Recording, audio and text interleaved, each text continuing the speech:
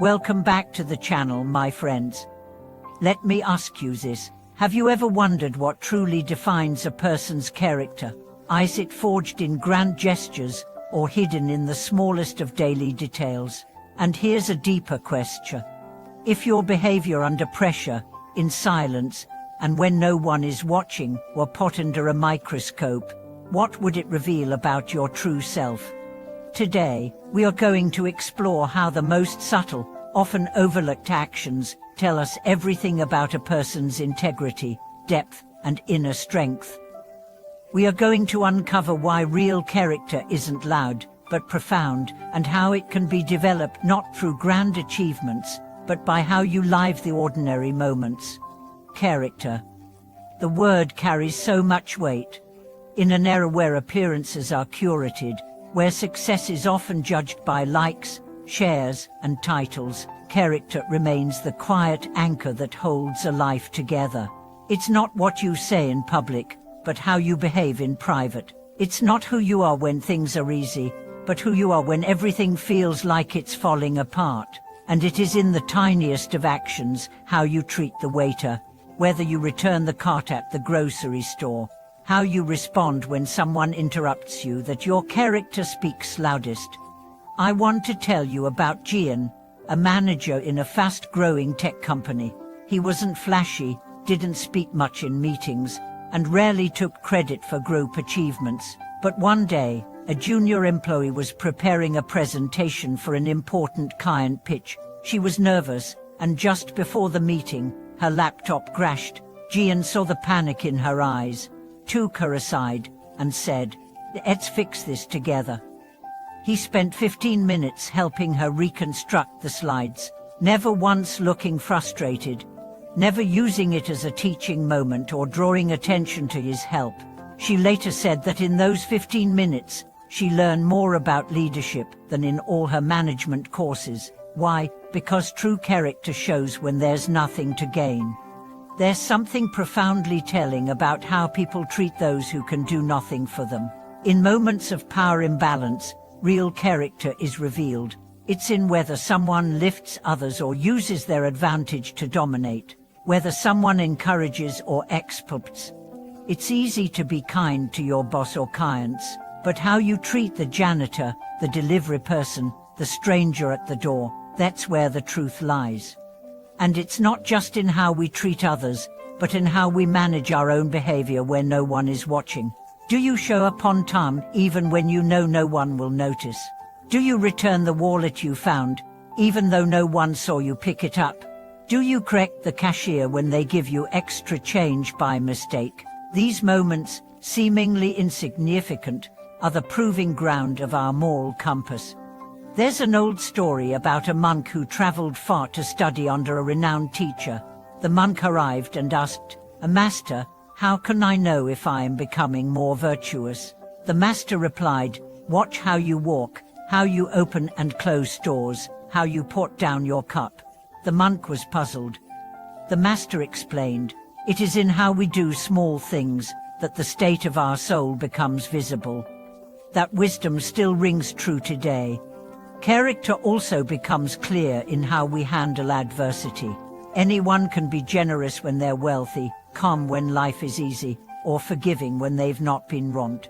But when someone lies about you, and you choose not to retaliate, when you lose everything, and you still help someone else, when you're exhausted, but you choose patience over irritation, those moments are where the depth of character is built and revealed. I recall a story about a man named Tao who worked in a shipping warehouse. Every day he lifted, packed, labeled, and loaded. It was a physically demanding job, yet he never complained. One afternoon, a co-worker dropped a box and blamed Tao to avoid being reprimanded. The supervisor confronted Tao, who calmly took the blame without pointing fingers. When asked why, Tao replied, "Because I knew he was having a rough week. He needed the job more than I needed to defend my pride." A month later, that same co-worker confessed and apologized. Tao's quiet strength didn't go unnoticed. He was promoted not just because of his work ethic, but because of the invisible strength of his integrity.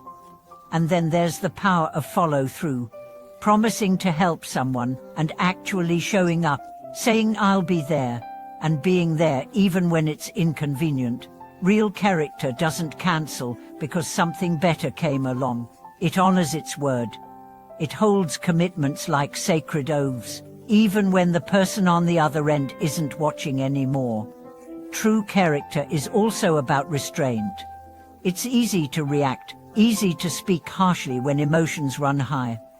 But to pause, breathe, and respond with intention that takes strength.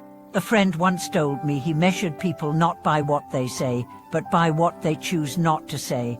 Silence, used wisely, reveals wisdom. Restraint, practiced consistently, reveals maturity. Then there's curiosity, a key trait in people with deep character. They don't assume they're always right. They ask questions. They're willing to be wrong, to apologize, to revise their beliefs when new truths come to light. They are not fragile. They are grounded in something stronger than ego, and because of that, they keep growing. Let's talk about humility. It is perhaps the most misunderstood trait in our time. Humility is not thinking less of yourself, it's thinking of yourself less. It's knowing you're part of something bigger. Humble people give credit away. They don't seek attention, yet they often become the most trusted voices in the room, because they don't need to be seen, they need to serve something greater than self. One of the most powerful examples of this was a doctor I met in a volunteer clinic. He had graduated from a top university, led research projects, and been offered lucrative positions. But 3 days a week, he worked at a free clinic, serving people who had no insurance and no voice. He never advertised it. He didn't wear a badge. He simply said, "I've been given much. This is how I give back."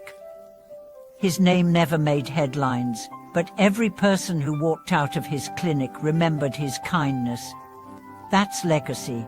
That's character. If you want to build real character, start small. Make your bed, keep your promises, speak kindly. Listen more than you speak, don't interrupt, pick up litter, admit when you're wrong, say thank you, even when it's hard.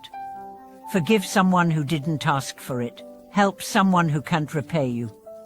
Show up when it's inconvenient, practice patience with people who test you. And when you fail, which you will, start again, because character is not perfection. It is persistence. It is the steady work of aligning your values with your actions, day after ordinary day. Eventually, what seems small becomes profound. The person who sweeps the floor with care is the same person who leads with grace. The one who listens deeply in silence becomes the one others run to in crisis. The one who tells the truth even when it costs becomes the one who is trusted with things that matter most. Thank you for watching this video. If it sparked reflection or reminded you of someone with great character, share their story in the comments. Let's celebrate the quiet heroes, the ones who shine not because they try to, but because of who they are when no one's watching. Don't forget to subscribe, like this video, and share it with someone whose heart you trust. We'll see you in the next one.